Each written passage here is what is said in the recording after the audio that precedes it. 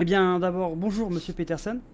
Mais bonjour à vous, Merci d'avoir Monsieur Cortil. accepté cette interview enregistrée, qui est la première du Patriot Times. On espère que ce sera la première d'une longue série. D'abord, est-ce que vous pouvez commencer par vous présenter? On sait que vous êtes à l'origine d'une pétition au sujet d'une procédure de la LSPD. Donc d'abord, vous présenter un petit peu pour ceux qui ne vous connaîtraient pas.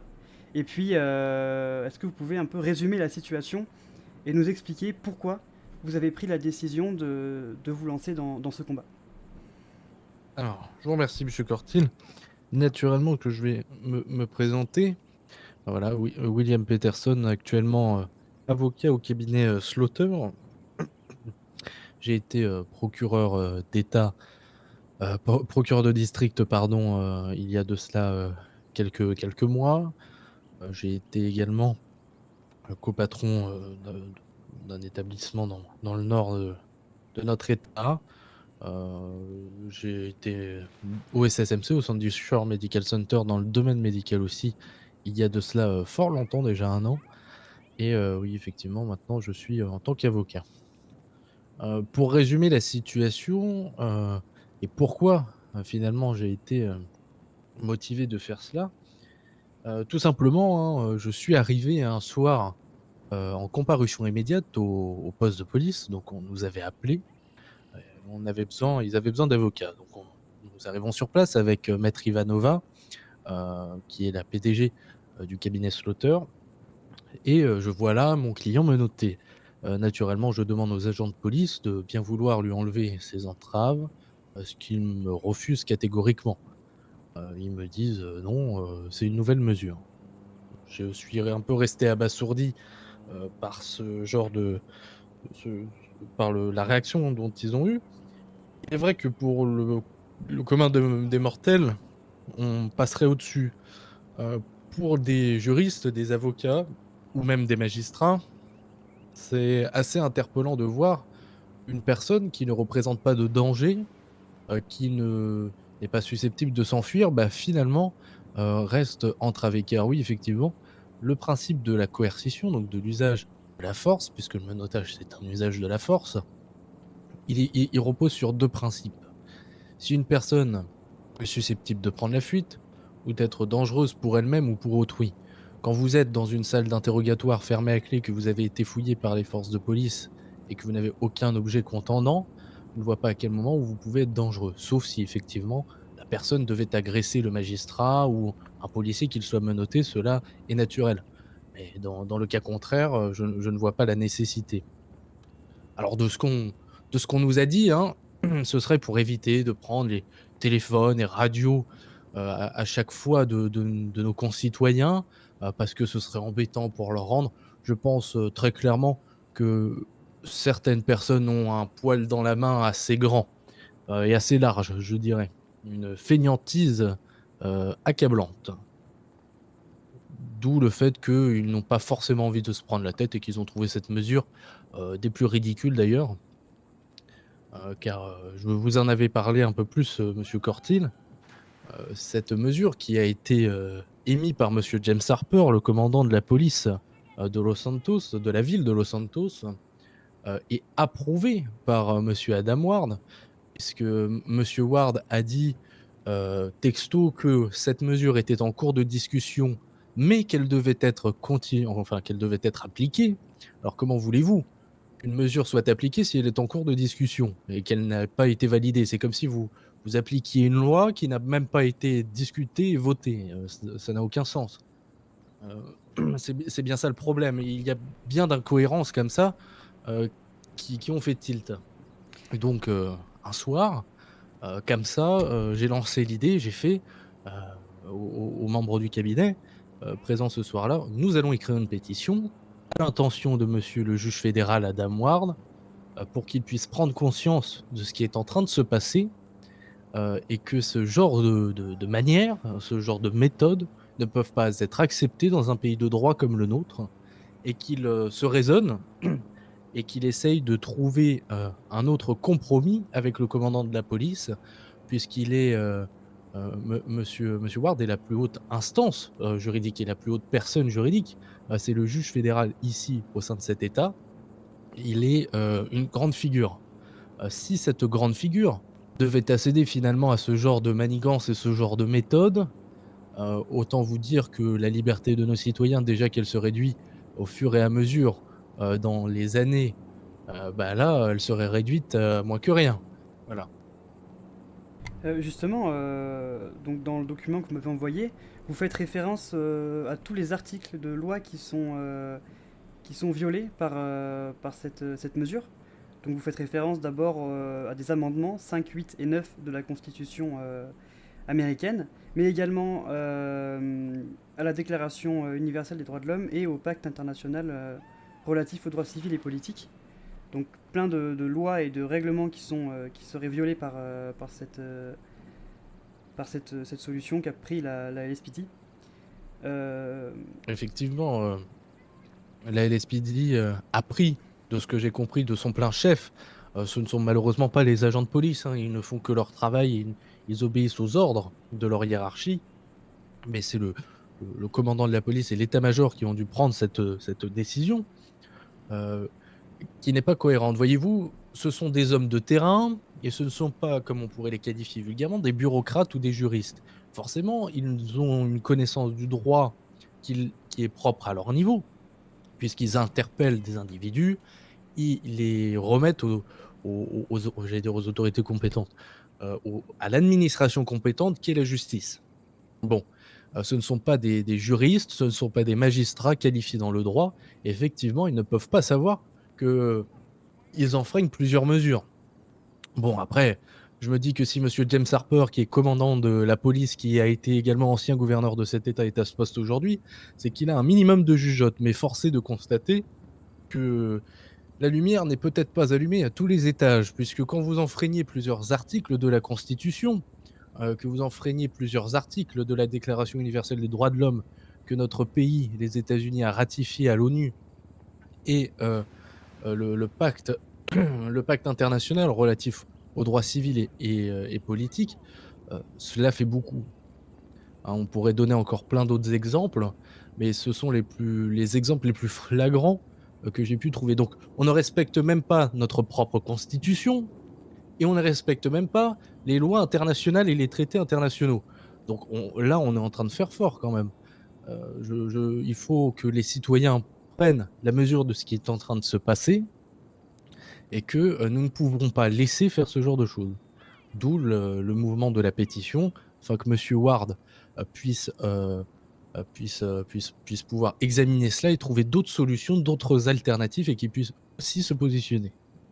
alors justement, au sujet de la pétition, est-ce que pour l'instant, Monsieur Ward a répondu à cette pétition? Est-ce qu'il en a entendu parler? Est-ce qu'il a commencé à donner un élément de réponse ou pas du tout? Alors, la pétition est assez récente. Elle date il y a quelques jours. Je ne pense pas que Monsieur Ward en soit tout à fait informé, parce que avant de lui déposer cette pétition, nous sommes en train de récolter des signatures, bien évidemment. Naturellement, nous nous sommes tournés vers nos confrères et consoeurs avocats.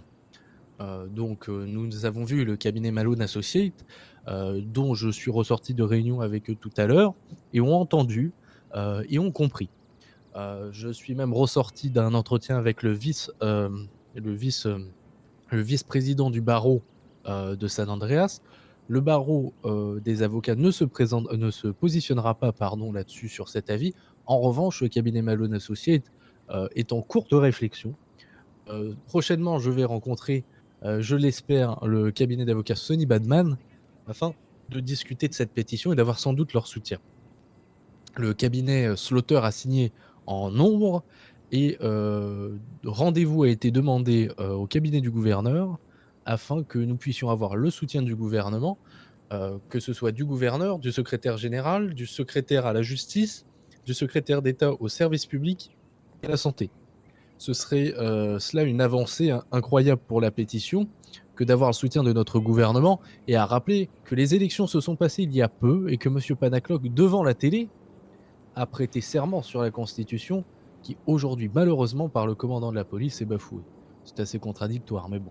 Alors nous pouvons comprendre qu'il y a cette séparation des pouvoirs.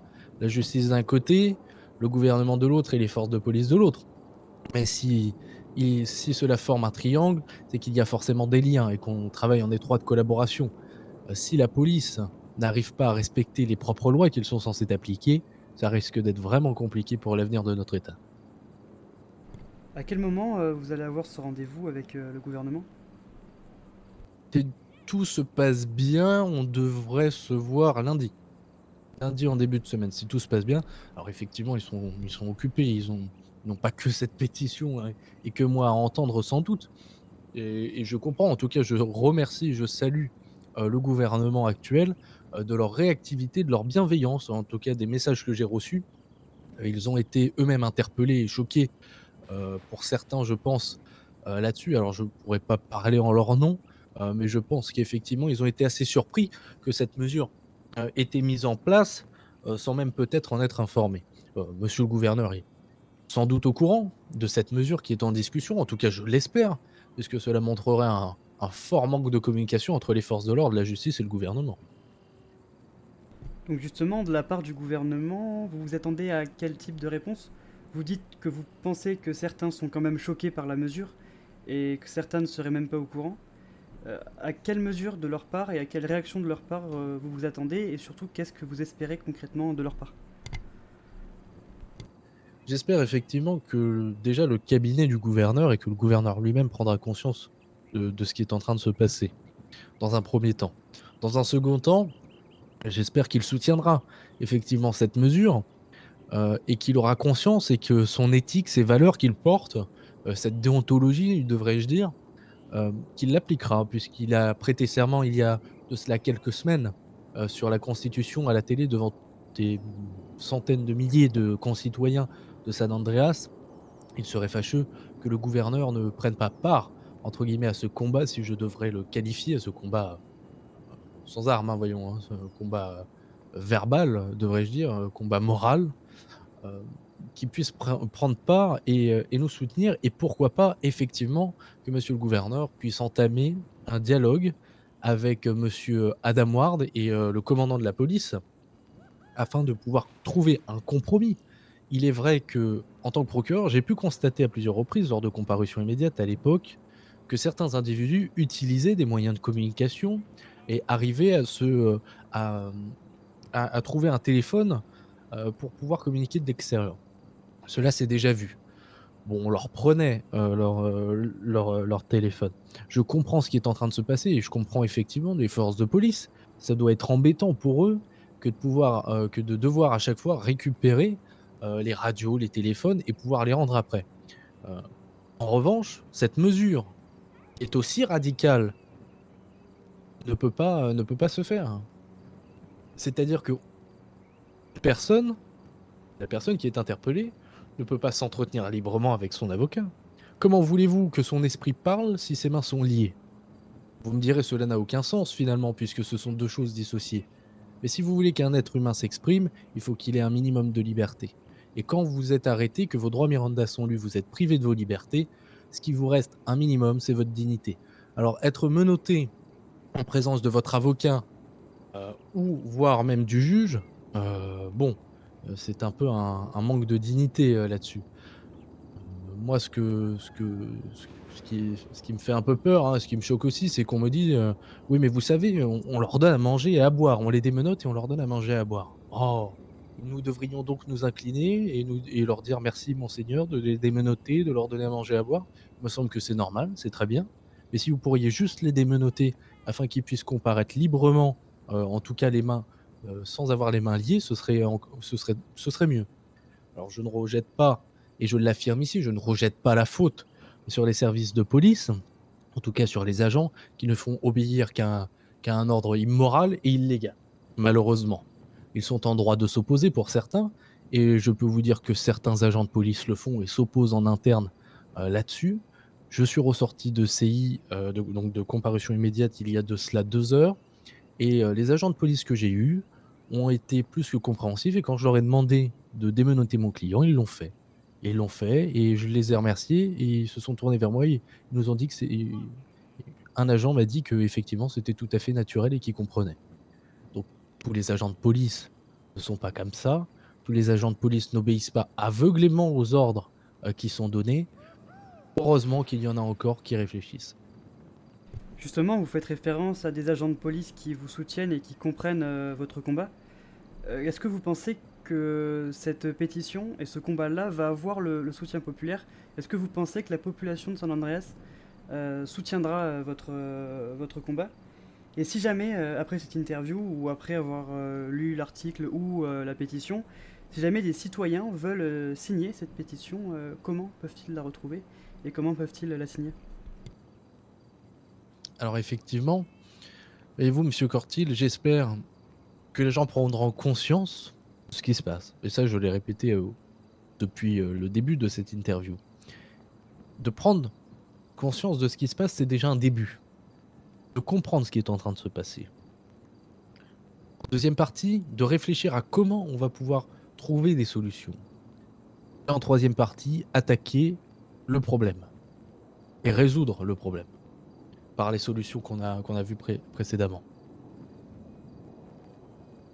Pour ce qui est de la pétition, elle est ouverte à tout le monde.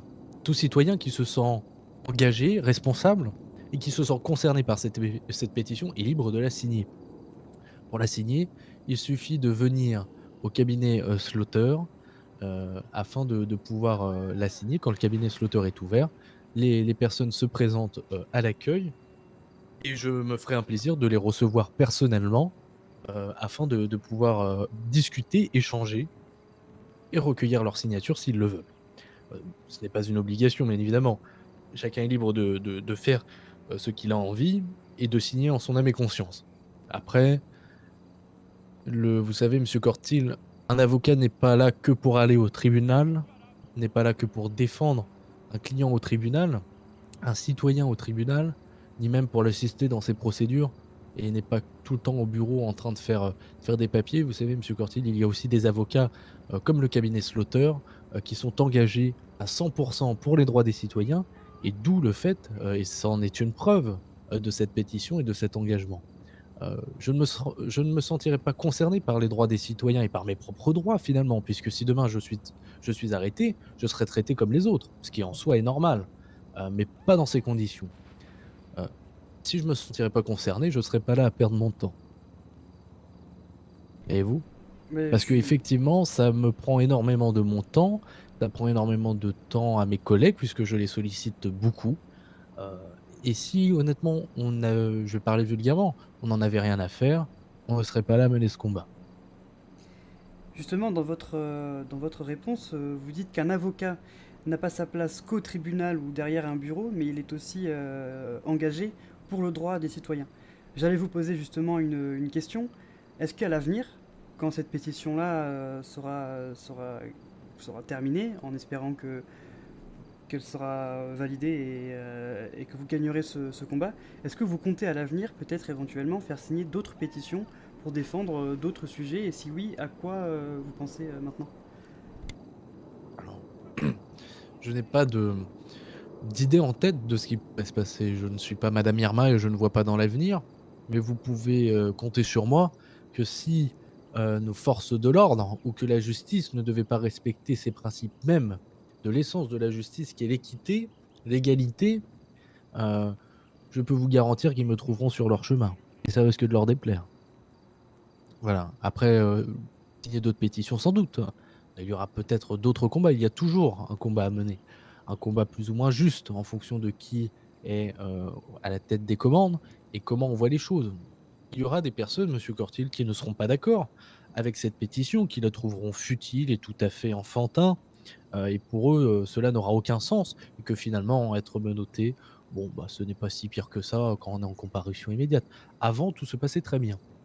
Une personne qui était menottée, ça n'existait pas en comparution immédiate et moi-même, en tant que procureur, de district, je n'ai jamais toléré ce genre de méthode. Si même moi, en tant que procureur, je n'accepte pas ce genre de méthode, croyez-moi qu'en tant qu'avocat, je l'accepterai encore moins, puisque là, ce n'est pas ma profession qui parle, mais ma qualité d'homme. Cette interview sera probablement regardée par des membres du gouverneur, peut-être même le gouverneur lui-même, peut-être des avocats, peut-être des citoyens, des simples citoyens. Euh, quel message avez-vous à passer Il n'y a pas de simples aux gens qui citoyens, regardent? monsieur Cortil. Il y a des hommes.